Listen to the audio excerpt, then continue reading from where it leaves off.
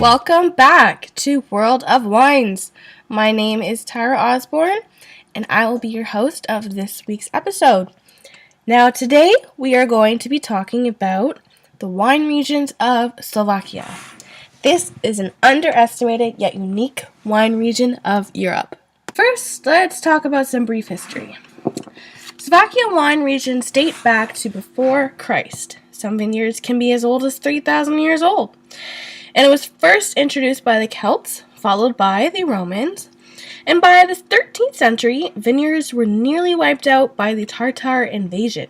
And it wasn't until the 15th century when they were replenished by Italians. Tokai wine, which we will talk about later, was drank by kings, popes, and presidents.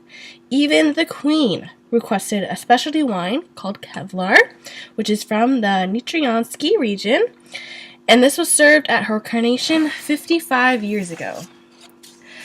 Slovakia wine can be organized into three categories. 1, table wine or wine, and this is wine without any geographical indication and is the lowest category of wine. 2, the protected geographical indication or PGI, which indicates wines that include local Pacific wines as well as regional wines. This is the mid-level category of wine. And 3, Slovakia Controladas or DSC.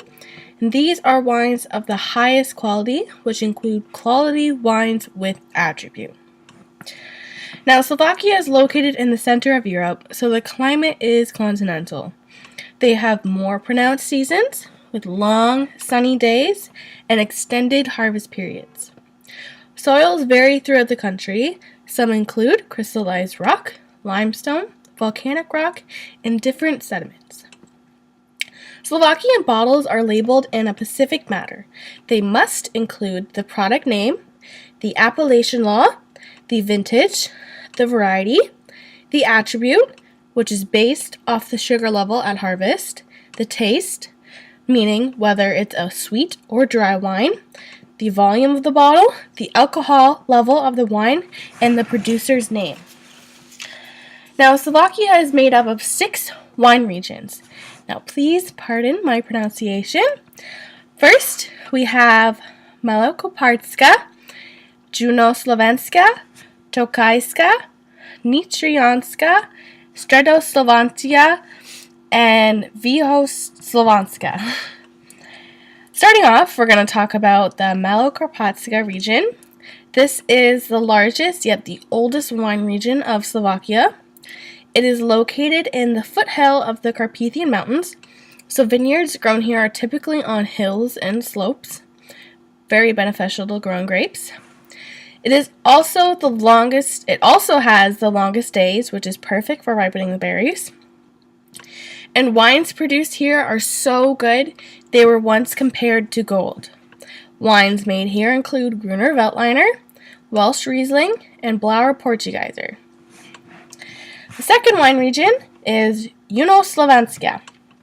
This is the second largest wine region of Slovakia.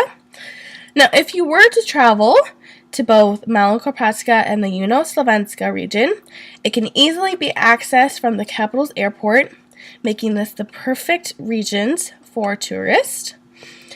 They produce the Tunai wine, which is a dark grape with a Cabernet-type characteristics.